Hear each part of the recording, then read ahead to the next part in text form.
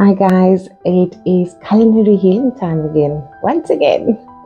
So, Epicurean Journal, Family's Love, I'm Jill Van As, author of this book. And in previous episodes, I've given you introduction around the book, and I've also spoken to you about why I wrote the book and what the book is about. So just a quick recap, it's literally memories of my life that I combined with recipes. So Sunday is Mother's Day, and we love celebrating our moms, and we are appreciative of all they've done, but not all of us actually really is comfortable with Mother's Day. Some of us don't like Mother's Day. Some of us feel it brings up a whole lot of memories, and I'm going to tell you why. So out of this book, we are going to read my simple roast chicken, and it goes something like this. This dish lies close to my heart. Although we all make roast chicken, this was the dish my husband prepared on a cold Tuesday evening. I was in bed, not feeling myself, and he brought me dinner. Midway through my meal, I had a severe cramp, and he rushed me to my gynae. That night, we lost our child. Our fourth child, I think it is. Yeah, it was our fourth child, not I think.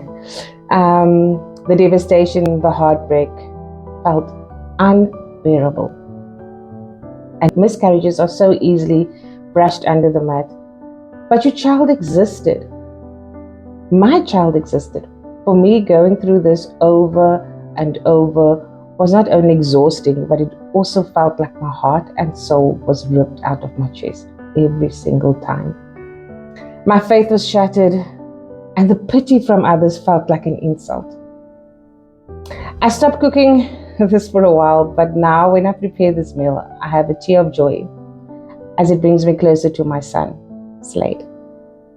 I feel his presence at times. I even have conversations with him. Nothing wrong with that, eh? Absolutely nothing wrong with that. It's how your heart heals. In this very simple meal, I find so much comfort and joy. To all the moms who have been through this, your child is real. You felt your baby's movement. You heard their heartbeat, and your souls connected. It'll get easier over time, but you never forget. Trust the process as you grieve and heal. So guys, that's my simple roast chicken. It does look pretty delicious. So I'm speaking about something that most women today are going through. It's more common than it is uncommon, but it's a topic that is unspoken about, and that's infertility and the process and and the heartbreak and the emotions and the stress and the insult and all of that goes with this journey, because it's also something that society has dictated, when you're dating for too long, and when you're getting married, and when you're married, when is the kids coming? And how long have you been married? 5 years. Oh, wow, 5 years and you have no kids? No. Aren't you a bit selfish? You get those kind of things. No, there's maybe just something wrong, and it is something that I can't speak, in general, but I had to do everything in my power to know that I've tried everything. And eventually came to certain realizations, but going through the journey of infertility, I couldn't have done it without a support structure. My husband, and my doctor, Dr. Janus van Waart at Stellenbosch Infertility Clinic, or Wayland Fertility Clinic, in Stellenbosch. He was amazing. His wife, Luzanne, is a psychologist, and she helps us through this. I'm not sitting with a book and a pen, just literally listening, and the staff. And please, guys, this is not a paid ad or anything like that.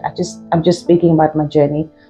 Wayland Fertility Clinic gave me what I needed. When you walk into the surgery, you smell freshly brewed coffee, and Dr. van Waart went as far as creating 2 separate entrants for expecting mummies and the mummies that are wanting to be mommies, that has to go through this journey. And then got a whole facility. Everybody was just so phenomenal. I will never forget the call when they phoned me to tell me I was pregnant with Slade. That was the last one I did with it. And the excitement and the overjoy, and wow, it was just with everybody, the whole team, the nurses, the doctors, everybody, we were ecstatic, you know. And then the utter sadness that goes with, you know, the joy when you lie and you go for your scan and you see the baby's heartbeat and you see how the baby grows or the fetus grows. And then to utter devastation. I remember that Tuesday evening so clearly in my mind. And I had this severe pain, and it was a build up to that. I was spotting a bit, and, you know, doctor, and the night before I was at the doctor's, and he said, Jill, you know that your mind is a powerful thing, and you can think yourself into a miscarriage as well. And I said, but doctor, how do I not, you know?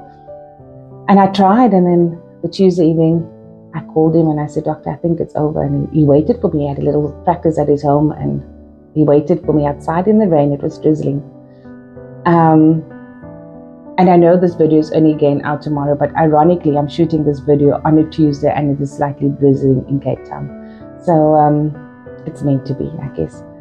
And he waited for me, and we went in and, you know, tried to find the heartbeat, and I could see the devastation on my husband's face. I could utter, you know, that disappointment, that, you know, I'm in tears, I'm frantic, and, you know, when looking at him, and I could see that heartbreak, that devastation, and at that point, not only are you suffering the loss of your child, but you're also suffering the loss of your womanhood, if I can put it that way, and the hurt that you're imposing on your husband. With him saying it was okay, it was, I don't know, did it mean anything at that point in time? Probably not. But to have the support and the stamp of approval of the one you love that is also in this. But I can honestly say at that point, I didn't know that he was also in it. You know, you don't really realize that man has emotions and feelings as well. That helped, you know.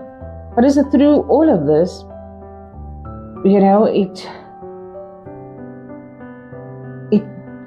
changes you. It changes you as a woman at times. And then, you know, in my mind, I needed to, like I think I've mentioned, I needed to do everything in my power to make sure that I'd done and tried everything. And then after this, when he said it's okay, no more doctors, no more needles, no more all of those, it's okay, I could heal. And then in that process of healing, I could find myself, and then actually realized that I was I'm not really much of a baby mommy, but I think I was infatuated with the idea of being pregnant so that I can fit in with my peers, if that makes any kind of sense. I'm not saying that my experience wasn't real. My experience was real. It was heartbreak. It was devastation. It was all of that. And I realized maybe I've got a bigger purpose, a greater purpose. I don't know what the purpose was or what the purpose even is today, but sharing the story, and I really hope I could help someone. And I'm going to do another one in the weeks to come for the month of Mother's Day, where I'm going to speak with my husband, and he will tell you how he felt. And I'm going to speak to my mom and how she felt with having her eldest daughter having a miscarriage and her youngest daughter being pregnant at the same time. And I remember the day when Catherine was born. Oh my word, they phoned me to say my sister's in miscarriage. My sister's having a baby. She's in labor. And I think I called her and I congratulated her, and I said to her, I don't think I'm going to come. And she understood in that moment. She understood. And she said, no, you can come tomorrow when there's not a lot of people. However, I came home, I got showered and I got dressed, and Gary still asked me again. I said, if I don't go to hospital today and I don't hold that little girl, I'll probably never hold her. And when I walked in, and, you know, everybody's eyes were like, you know, staring, and what felt like everybody's eyes were staring, and I took Catherine, and the tears just came pouring down. I never knew that I had so much love for someone so tiny and that wasn't even born out of me. And I, you know, I used to run away from work to go see Catherine. I had to be with her every single day, and she was my sanity, maybe. She was my healing. And I always tell her, Catherine, you were my saving grace. And, you know, the best part of being an aunt is that you can get to spoil and you can go fetch them when you want. and you can take them back and still live your life, But getting back to the point of miscarriages, I feel that this is a topic that's never spoken about. We have to bring more light around it. We have to make people understand what we're going through or what we went through, and the issue of infertility and how real it and how prevalent it is in our lives today, in so many women's lives today, and that we can, highlight this, and that society can become more sensitive towards it, and not just, oh, it's just a miscarriage. Oh, she can't have a baby. It is not a skinny story, people. It is people's feelings and its emotions and its heartache. It's not a skinny story. It's not like I have a disease because I can't have kids. There's something wrong. There's not enough hormones, or there's something wrong. And we need to educate people. And maybe I'm going to use this platform to educate people around that. And maybe I'll get Dr. Van Baart to come and say a few words and explain to what is PCOS, what is fibroids, and I'm sure you can all relate to this or research it.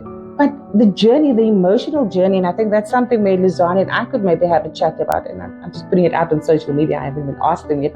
And we can, the heartache, guys, it is literally like your heart is ripped out of your chest. I mean, I can't even explain it. And every time I would see a pram or a baby, and the moment you're going through this, every single woman on this planet is pregnant. Everybody's walking around with a baby, and it's just devastation. And you are pumped with hormones, you are emotional, you are just all over the place, and yet we still need to work, and we still need to perform, we still need to do all the other things, even going through this. And not for a moment was it taken into consideration, as a woman, they need time to heal, and they need time to feel this pain, and they need time to understand all of these things and to go through this. I know with the one miscarriage, my husband was working. I'm not going to say where he was working at that point.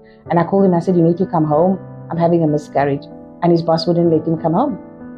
He could only leave at 5 o'clock. And the next day when he stayed at home with me, they asked him, "Why are you not at work?"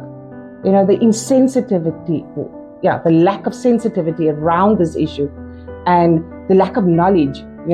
People, it hurts. It creates an emotional barrier of pain, and I don't know. I just don't even know how to explain it to you in so many words. But it's really devastation. So I think I need to cut it down, because I don't think Instagram is going to let me speak for 30 minutes. But we can have this conversation. We can have this conversation. And those who are celebrating Mother's Day on Sunday, that doesn't have a child, just remember, your child grows. If you believe there was a soul, there's a soul. And if you believe in a life beyond death, then your child is with you. And I will say a special prayer for you on that day, because I understand. And I know it's not easy. It's probably one of the most difficult days that we have to deal with. But I wish you a most blessed Mother's Day. And that through this, I could give you